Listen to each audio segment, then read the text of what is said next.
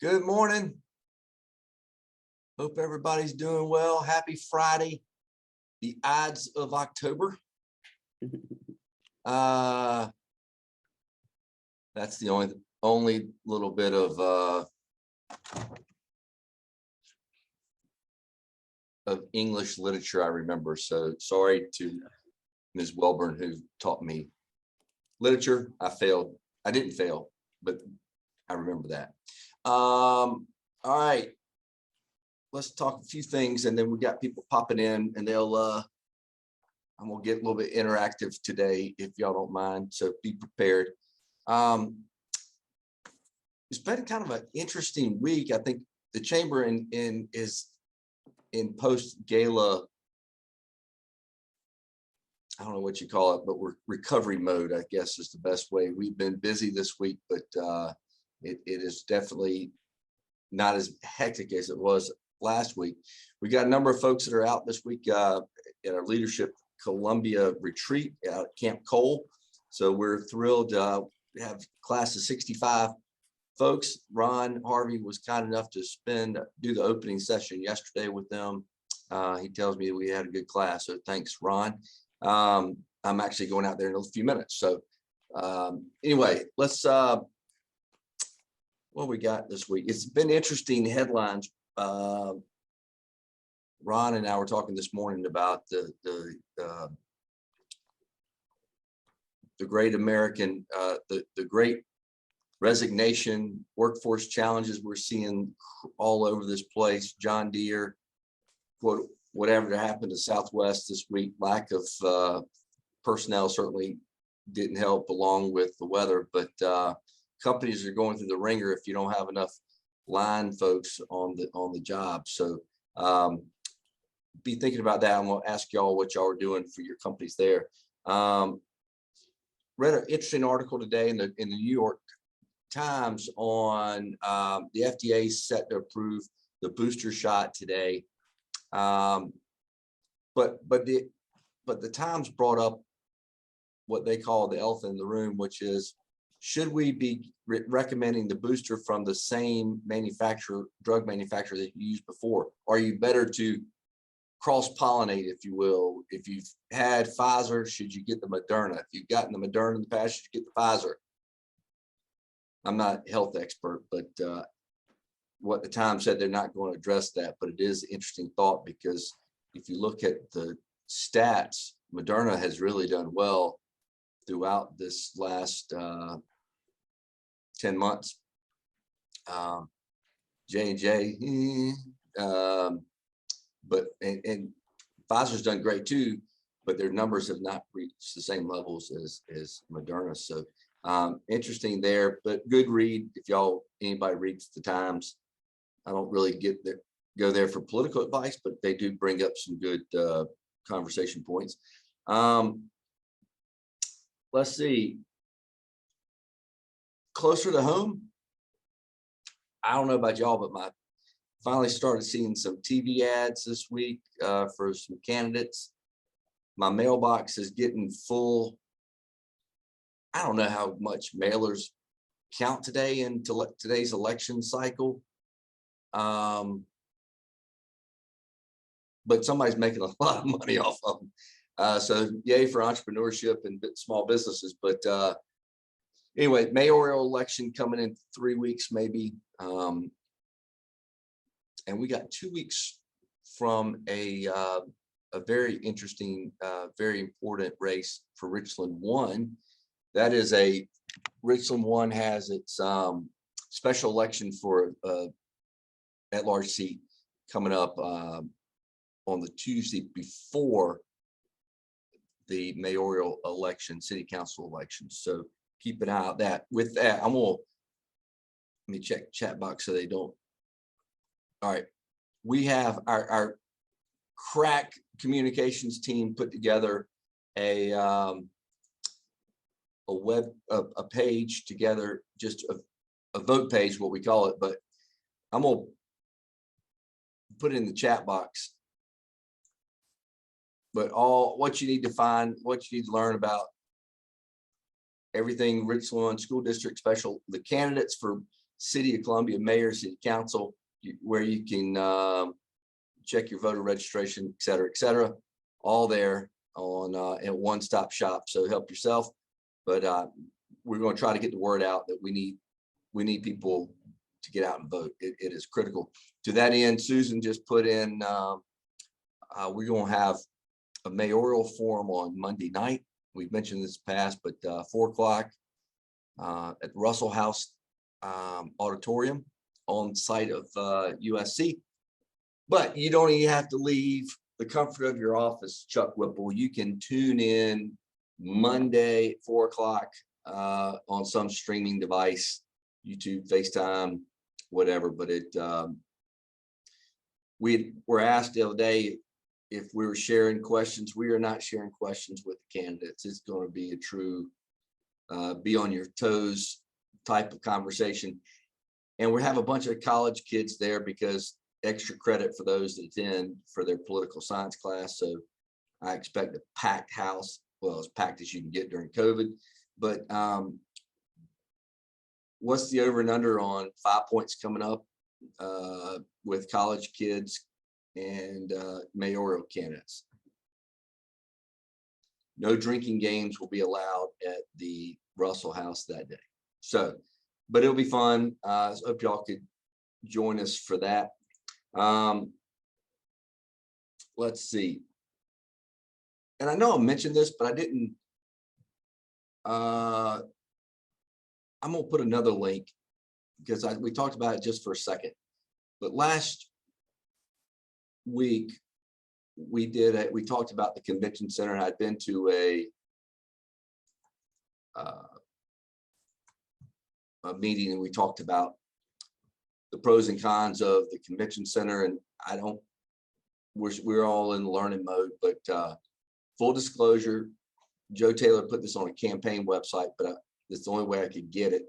But I'm going to send it to y'all in this chat box. But no, that's the tax study. I don't want the tax study.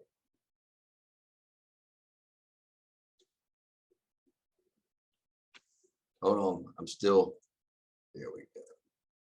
Copy. It's just copy and paste on a Friday morning. All right. Hold on. I'll keep working on that, but I'm gonna link it here in a second. It's it's a PDF. It's a PDF of the convention center study. I think there's plenty here to probably poke holes at, but it's also, there's plenty there that raises questions too. So at the end, it's worthy, but I think it's also worthy of a full explanation from both sides. And we're looking at maybe doing that here in the next few weeks. All right, back to what I want to talk about. What are y'all seeing? I'm interested in this workforce thing and hiring practices and things that are obviously trying to find, but also retaining your most important commodity, which your employees. Today is harder than it was a year ago. So cost is going up, availability has gone down, but we're all requiring to be a little flexible. So I'm interested to hear what y'all are doing in your workplaces to say, hey, how do you attract and retain talent? Are y'all unique? Are you offering flex time? Are you offering higher pay? What are you doing differently today than you were a year ago? And Tara, you're the expert here, or one of them here today. So feel free to chime in on what you're seeing others doing in the marketplace as well. Yeah, we actually have a white paper that Apple One put out. I don't know when it came out, but it's all about the Great Resignation, like specifically geared towards 2021. Research shows that 41% of people are looking for new opportunities. And if employees aren't considering new opportunities, they're possibly being reached out to by a recruiter, a hiring manager, whether it's someone that works for an agency like me or someone who is a corporate recruiter that works for a company.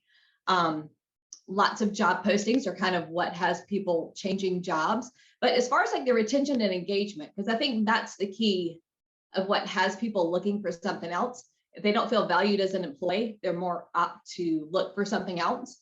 I know at Apple One, we've always had what we call stay interviews that are somewhat informal, and we have them with high frequency when we touch base with our employees just to get their feedback, to set goals for what their plans are with the company, to keep them engaged. So I think that does a lot to help your retention aspects. But I mean, we've certainly been more flexible. We have done a lot, even just, Apple One is a small company that we are here in Columbia, to make sure our employees are happy to have the flexibility that they need to adapt as things have changed. We've had low turnover at Apple One, so we've been fortunate with that. Anything crazy that stands out from one of your companies that you work with and what they're doing?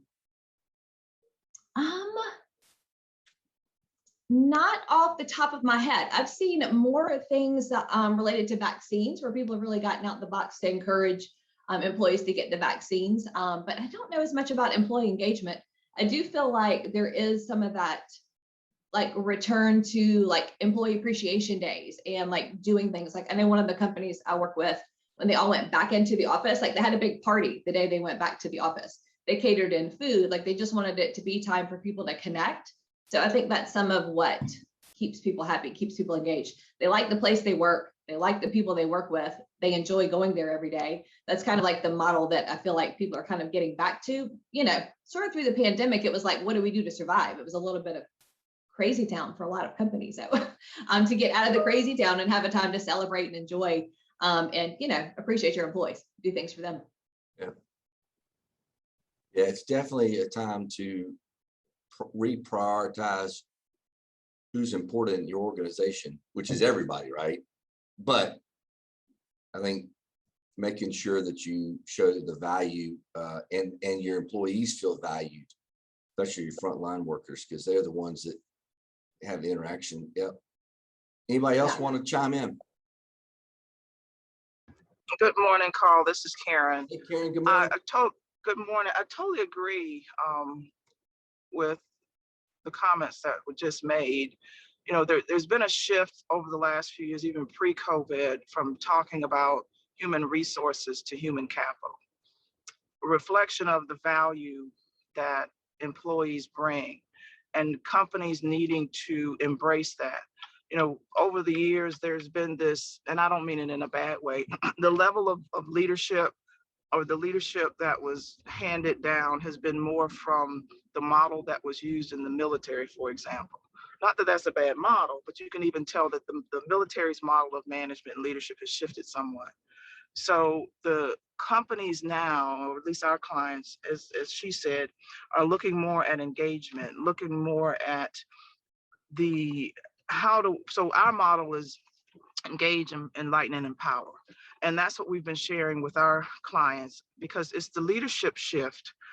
Because you can do these things, you can have the parties, you can say thank you, give a little, keychain, but that's not what is really important. It's how does the employee feel? What are you doing to make them feel comfortable, to make them want to be at work, right? I had a conversation with my team last night. We stayed here till late last night, and one of them said, I've never been on a job before where I was sad when I had to go home.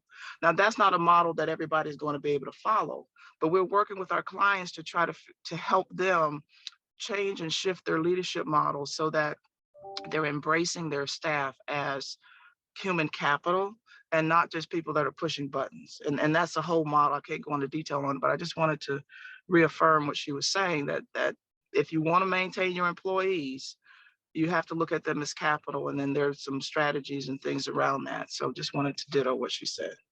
Carl, I'd like to echo that. I think one of the things that people are looking for and have had the time over COVID to think about is what's next. Where's my career going? And I think that as managers, we've got to offer our employees the opportunity for growth. They want to know what the path is. Are the growth opportunities for me in the organization, whether it's promotion, whether it's taking on additional responsibilities, but where am I going? If people had the time to step back and take that 30,000 foot view, are they on the right path? Is what they're doing today leading them to where they want to go? And if not, I think we're seeing that great resignation. And I think as managers, we've got to make sure that we have a path for people for growth, because if we don't have that, if we don't think about it, if we don't talk to them about that, I think they're gone. Yeah, I think that's legit. Yeah, absolutely. So I agree with all of the comments, very good comments that have been made so far. What is not being said is that a lot of this change is being driven by the change in the demographics. We've got a different generation now that's starting to sort of take over the workforce, and they want a very different work environment. It's a very different reward system that they look for. Their goals are different. You see a lot of it now with it was sort of driven by the pandemic, where people want to work from wherever they want to work from, and they can because of technology. So a lot of this shifting started from what I could tell back in the early 2000s. I was involved in the technology arena with a lot of startups. So that technology has been driving a lot of this, the technology companies, because it's the younger generation that's really driving those. So a lot of this started, I think, back in the early 2000s, and it's just now really becoming mainstream because they're becoming the main part of the workforce now. Yeah, those darn millennials, right, Pharrell? I'm I so was glad coming that to you you called me. because you were about to start, but I said, talking about the one of the happiest people I know and an ambassador to Columbia. Morel, thank you for joining this morning. What do you think? No, I'm so glad that we're talking about this. I just had like I guess it wasn't supposed to be formalized like this, but I was talking with some of my friends yesterday, and we started talking about their careers. One of our dear friends has just left the job that she's been at for 15 years, and she has a salary well over $500,000. And when she told me that she was leaving, I was like, well, why in the world would you do that? And she told me that at the beginning of the year, right around the start of the pandemic, she was hospitalized because her blood pressure skyrocketed. And she said that in this day and age, culture is much more important than money. And everyone who was on the call agreed with her. And I thought about it. I was like, golly, we have for so long been working in this structure, 8:30 to 5, get an hour lunch. It's kind of like a rat race around it.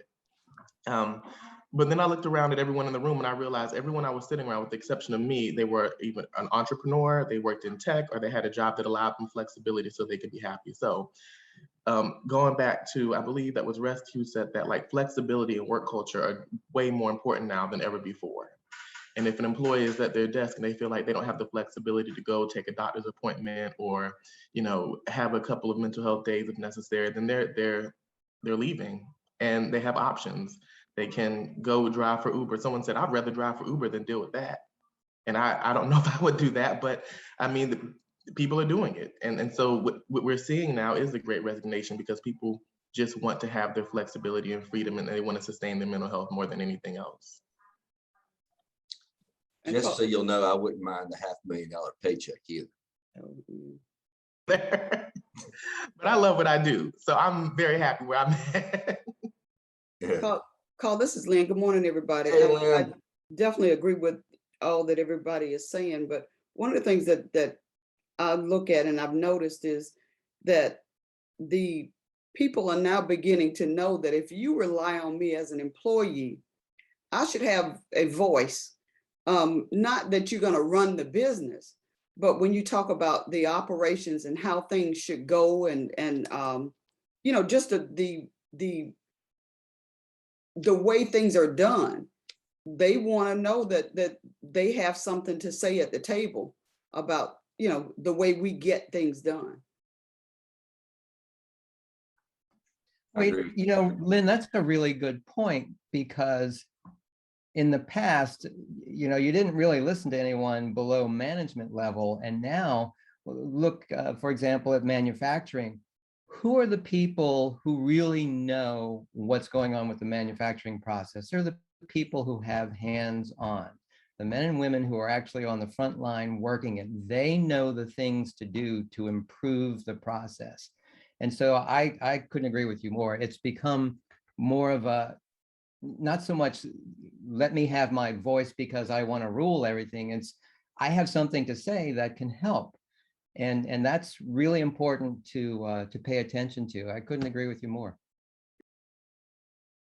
I'll say, how often have we as employees sat around the table and watched things happen and just say, why? They could have just asked me. If they had only asked me. I do this every day, all day, and they never asked me. And I think we have a generation now that are not necessarily waiting to be asked. They're putting their voices forward and saying, I want to be heard. Much of the frustration of all of us old folks, right? We have to think differently too. Yeah, I think that's a conversation that organizations are starting to have now. Is it is our organization, but your organization is only as good as your people. And the people that's closest to the problem are also closest to the solution. So you got to shift your culture where you become more of an organization that's listening to people versus telling people or expecting people to observe something and get it right. And so it's changing the whole dynamic. If you want to be people say it's hard to find great talent. Yeah, if you're just a good organization, you're not going to get great talent. And if you do get great talent and you're just a good organization, they're going to leave because you're not meeting their expectation of being great as well. So you're going through these interviews wanting the best talent in the world, and you're not the best organization to work for. So if you want to get really great talent and keep it, you're going to have to be a better organization, which means you're going to have to be more flexible, more open, more considerate, more engaged, more involved, more conscious of what's not present in your organization, and say, how do we become a great organization to get that talent? And the world has shifted how we run organizations completely. So I think all of us got to pause and say, what are we missing that people are resigning at the rate that they're resigning? And it's not just about money. Right. Anybody else? Well, I'll take good conversation. Yes. And one of the things that we're seeing in economic development surrounding talent and workforce development, most of the folks that are entering the workforce today, for them, it's about placemaking. I mean, that's a new term that we're seeing across the economic development sphere, where these young people are looking for, what a community, what a area has to offer for them socially, culturally, and then they're choosing to target those areas. And once they get there, then they'll figure out, what sort of opportunity they want to pursue from, a vocation standpoint. So we've seen a shift from, if you build it, they will come, from a job perspective, to if you don't have the things that these young folks are looking for, after work, weekends, those are the drivers for them today. And if you don't have places for them to go and things for them to do, they're going to move to areas where they exist. So one of the things that, our regional economic development folks have been looking at is, well, how do we bolster placemaking? I mean, how do we affect placemaking so that we can retain and keep the talent that might be in our corridor? So you will see a lot more discussions around placemaking in the economic development circles in the months, weeks, and years ahead. Yeah. Quality of life, it does play a big role these days, where it's always been a secondary issue. Now it's up to a primary issue, no doubt about it. So good stuff. Speaking of quality of life, one of the best weeks ever started yesterday, Fair Week. So if you need a good funnel cake to get your blood pressure back up where it needs to be, knock yourself out. So it opened yesterday, goes to the 24th. And also Restaurant Week starts today.